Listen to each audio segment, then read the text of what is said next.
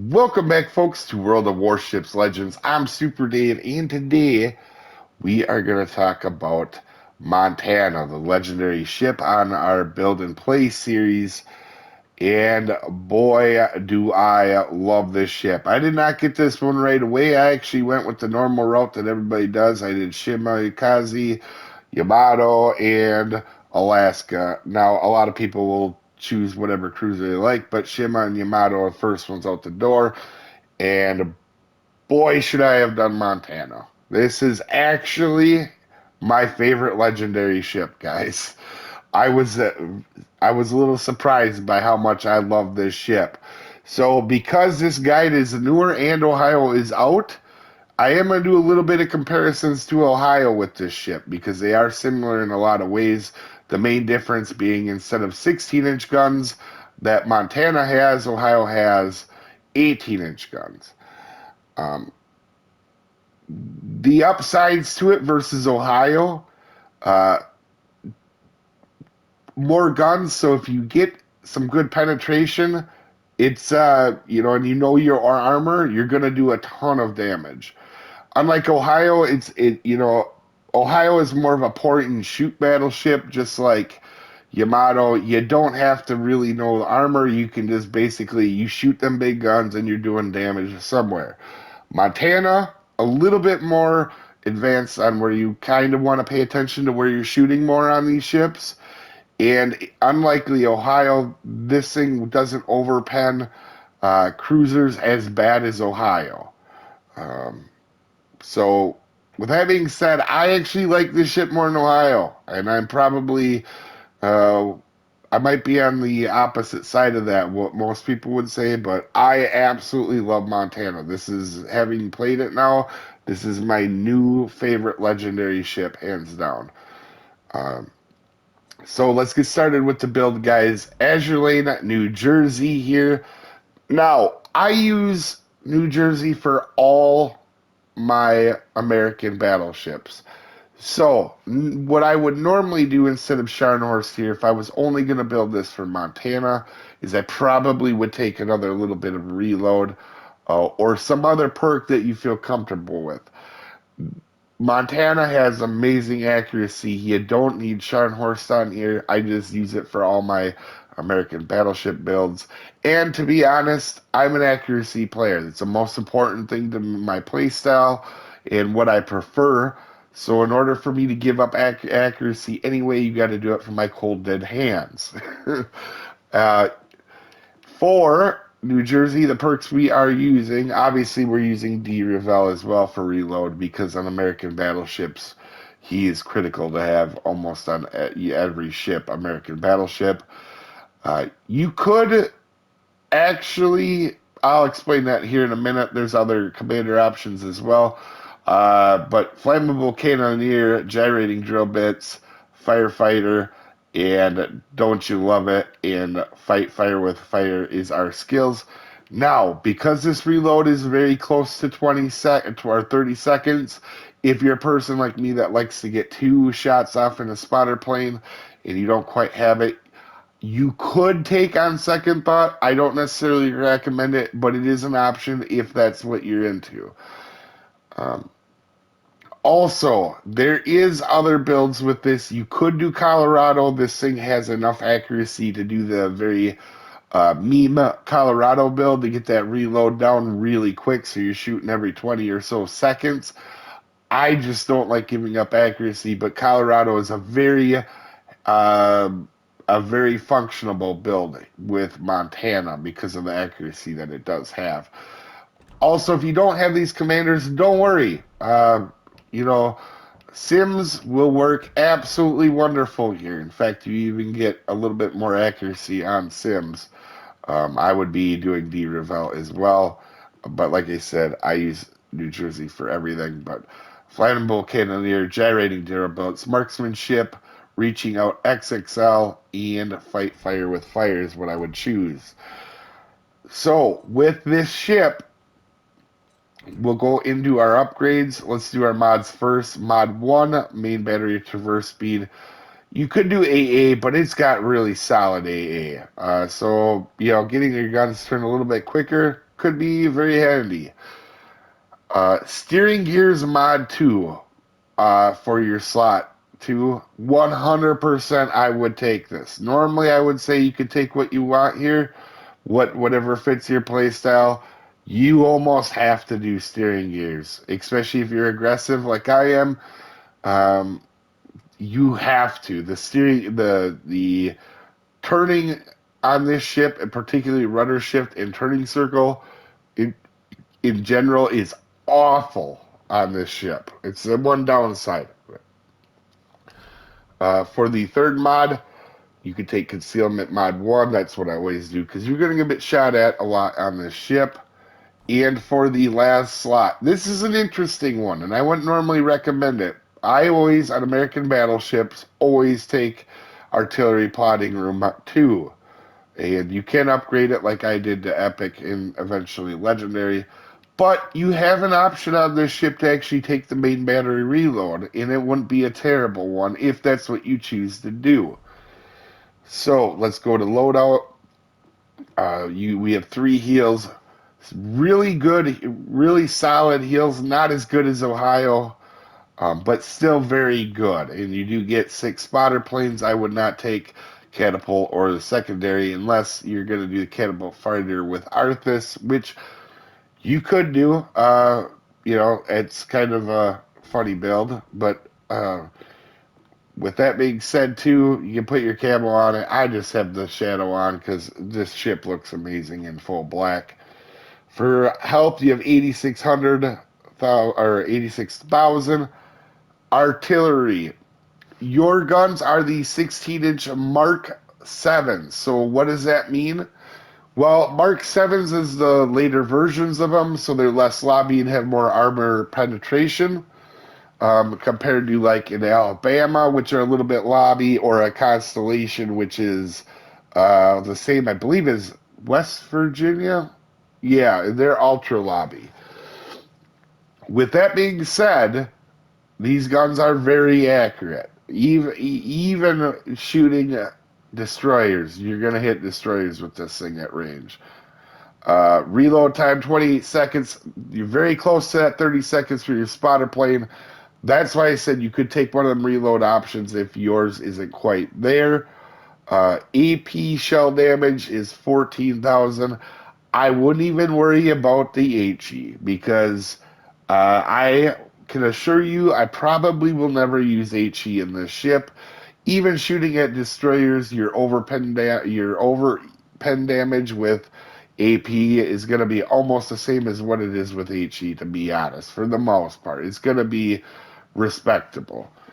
AA damage or AA defense, it's an American battleship. You don't have to worry about it. It's very similar to Ohio's. I haven't had a match with aircraft carrier in it yet, but you can look at Ohio's. I have a match with 200 or with 40, almost 40 planes shot down in one match. Its AA is good enough. You don't really need to buff it if you don't want. Maneuverability, this is where this thing hurts.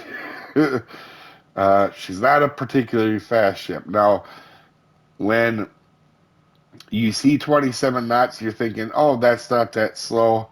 Well, legendary tier, it kind of is. It's not the worst thing in the world. What the worst thing in the world is the turning circle and the rudder shift. Even taking the rudder modification, we have a 17.8 second rudder and a turning circle that requires 4 maps to make a circle. You're not doing it on 1 map.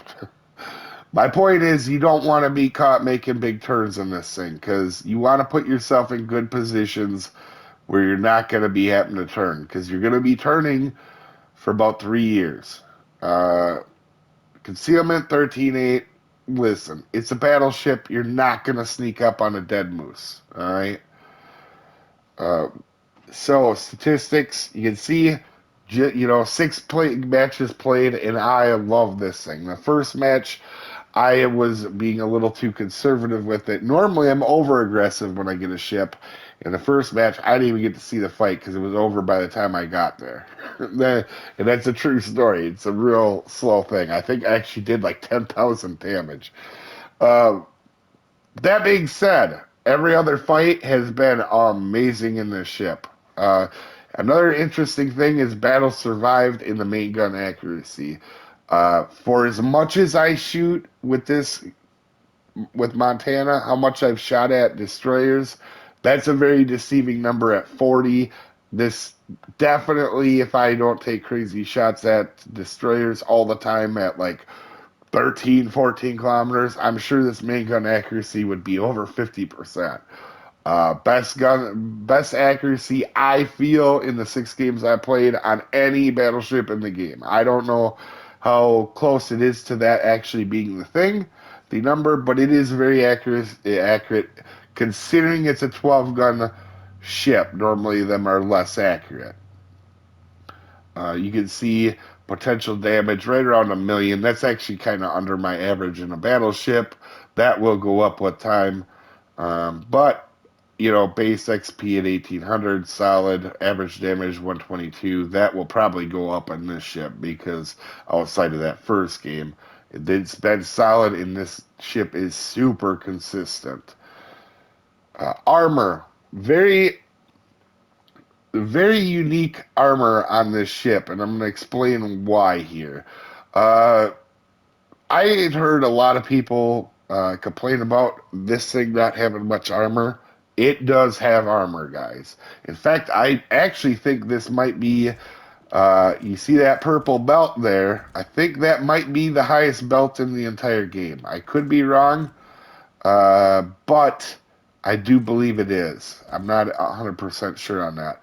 For your bow in you have 32 millimeter bow in stern, which means the only thing going through that is going to be a Yamato or Musashi 18-point-inch one guns. So keep that in mind when you are bow taking. Do not bow take something that has some big guns on it. With that being said, one other thing on this ship is like all Americans, giant superstructure. You should be already at this point pretty used to that. Now, this is the issue here, guys. This ship, she's big. The Lady in Black, she's a big ship. She's a fun ship. But you're going to take a lot of penetrations in this ship, particularly on this deck and the superstructure. You're not going to get citadeled a lot in this ship, especially with that really good belt and as long as you're staying angled. But you are going to take plunging full penetrations. So that will eat you alive. You definitely, like, coming for a prime example of this is a Minotaur can eat this ship alive. There's just so much ship here for a Minotaur to hit, a Mino to hit. That being said, Citadel actually pretty hard to hit on this ship unless you're lifting it up out of the water, turning in. For the most part, I've only been Citadeled a couple times in it, and it was my own mistake. So, again, a very durable ship. I think we can go back and look. I think I've survived most of my battles in it, which is a rarity. Normally, I survive less than 50%. Yeah, I've survived 60%. Only 2 matches did I die in that thing. As we go ahead and start this match and check who we're up against, I do want to say it is disclaimer time. This is a beginner's guide to help out people just learning this ship or learning the game in general. This is not for professional gamers that know everything there is to know about everything. There is also multiple ways to build and play ships, so opinions will vary. I am just a above average player. I don't claim to be the best player in the world. I just am a pretty darn good player. So I do make mistakes. You're going to see some in this match. And also, you didn't come to this video to see how to pronounce names, as I am very terrible at slaughtering other beautiful languages. It's almost an art form, so keep that in mind when you're watching this, guys. We are at Haven, one of my favorite maps because you get some incredible crossfires. Now, this time it's not going to necessarily play out that way. But we have a Lepanto to my right, or my left, and a Mino to my right, I believe. So I'm assuming Mino's going to go behind an island, and Lepanto's going to be aggressive and move in, which is normally what I would do in a lot of scenarios. But in order to adjust to my team's playstyle, I'm going to go out wide because I'm assuming he's going to be aggressive, especially if he's calling for a crew destroyer to spot for him. I figured he was going to be going aggressive, so I'm going to move out to the right flank over here more to help get crossfire. Right away, you can see Mino's heading for an island, which is smart. And you can see Colombo shows up, and you can see I don't aim at the belt, I aim up a little bit higher, and that's what I want to talk about with this ship. You can do so much damage in this ship, and you can really mess up a lot of people. You can see first shot, 17,000 without a citadel. 8 of the 12 shells hit at really, decent range. We did a fair amount of damage, and that's something that you're going to see in this ship a lot. Is if you are paying attention, as you can see, we're going to shoot up a little bit on the Schleflin as well. And we're going to do, I believe, another 13,000 damage. Yep, 13,000. If you're aware of where you're shooting your shells in this ship, it is ultra powerful, and you don't have to get citadels with it. Now, this thing can absolutely citadel the snot out of other ships, and especially when you get within that 15 or 16 kilometer distance, it becomes a lot easier to get citadels with it. As you can see, we get 6 full pens and a lot more damage again on the battleship turning in. Now, this is one spot where I want to say I make a misplay here. I expect him to back up, so I'm waiting for him to back up before I shoot my shells. I did not realize how angled he was, and I figured within 15 kilometers I could go ahead and hit him in the cheek as he's backing up. He doesn't back up, and also he's just too angled for that shot. I shouldn't have done that. That was a poor, and that's what I mean with knowing where you're shooting with this ship. I shouldn't have shot the belt there. I should have shot a little higher up. And you can see I have stopped shooting, and instead of taking really bad shots with this ship, I'm actually just going to move up, put myself in a better position. Lepanto has run to the back of the map, and instead of, complaining about a teammate, I'm going to just come up and help the destroyer. So I'm going to quit shooting so I can get a better shot on it. And to be honest, guys, I think this is an important part of Warships. Instead of just getting mad at your teammates for not necessarily doing what they should, and this is something I used to do when I started playing this game all the time, I just adjust to what they're doing. For example, we move out to the right flank so that we can get crossfires of Lepanto. Well, he goes to the back of the map. Well, I'm going to push now and be super aggressive. Notice I'm not spotted here.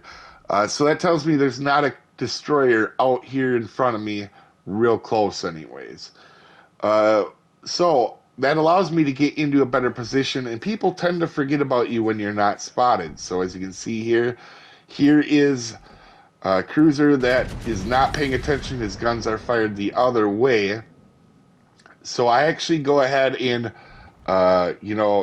just shoot.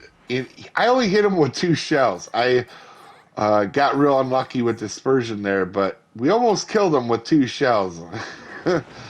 And as you can see here, I actually expected Schleflin to be more aggressive in coming in, and I did not want to get into a fight with a fire spammy cruiser and a secondary fight with Schleflin, so that I didn't get 1,000 fires and get burnt down. But now that I know Schleflin's backing up, I'm going to continue to be aggressive, but I'm not going to chase him. I'm going to be aggressive, put myself in good positions. I don't like to chase people, but in the scenarios where I can put myself in good positions and disengage instead of just flat chasing them down the map, That is what I'm going to do. So I'm going to go ahead and get my butt moved up here a little bit. And again, when you go dark or you're not spotted, a lot of people forget about you. They're just like, oh, he must have not been, he must, I don't understand it. They just completely forget about you. Um, but one thing that's super important, guys, right here, and this is a good example of it. If I was able to have put myself in a better position at the start of the map, I wouldn't be in a bad position now. But again, a cruiser forgets about me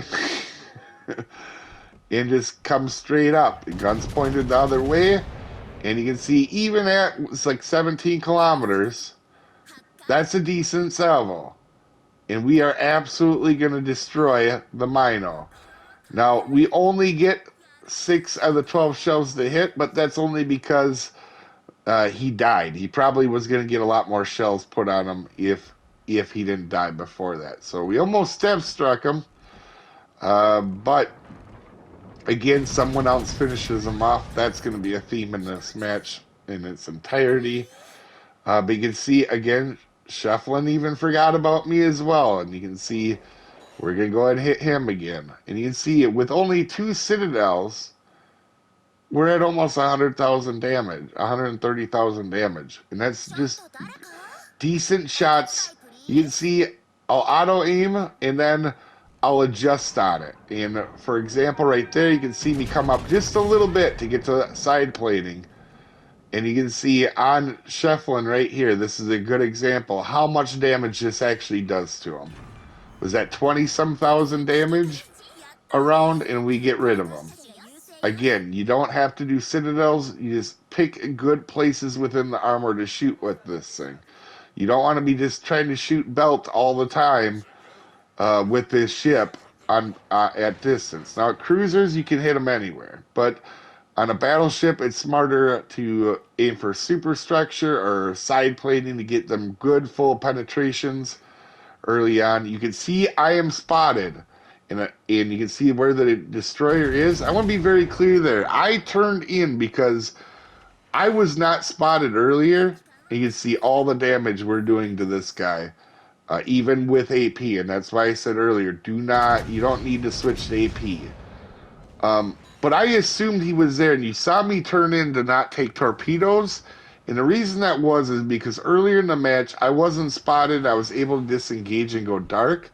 That made me think he came from the left side, not the right. That's why I turned into the left to not take his torpedoes. As you can see, someone else, again, finishes them off.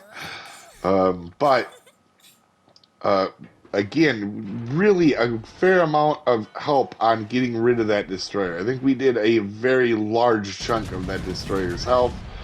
And you can see the Colombo. Now, this shot I probably should have aimed up a little bit higher there. But you can see I didn't do... Oh, there we go. I guess we did get some decent hits. He must have turned in a little bit there. But with that being said... again, we got 3 fires, but not doing citadels, but just chunking these guys to death. Up to 170. I'm not a damage guy, but in this ship, this is how you get it done. You're gonna be doing damage. You see, take on destroyers, cruisers, and honestly, if you have a map full of cruisers and battleships, this thing is. In my opinion, probably going to be almost unstoppable in a lot of scenarios. So, as you can see, we are on fire again. Colombo is turning out, so I'm going to shoot up kind of into that upper belt there, and you can see, again, we're going to get some damage, even with them angled. You're going to see, 6 shells, or 7 shells land, but 6 do damage. And, like I said, just love this ship, guys. This is one that I didn't think I was going to like as much as I do, and I absolutely 100% do love it. As you can see, we are almost at 900. Our team has done a very good job for getting close to 1,000 here, and you can see, again, we go ahead and get our Dreadnought and take out the Colombo. So a very solid match. Helped my team in a lot of ways. Kind of held that flank, kept everybody busy, and was smart with what I did, including getting rid of a destroyer. Anyway, 3,100 base XP, a very good game, 200,000 damage. Anyway, you guys have a wonderful day, and I'll see you next time, folks.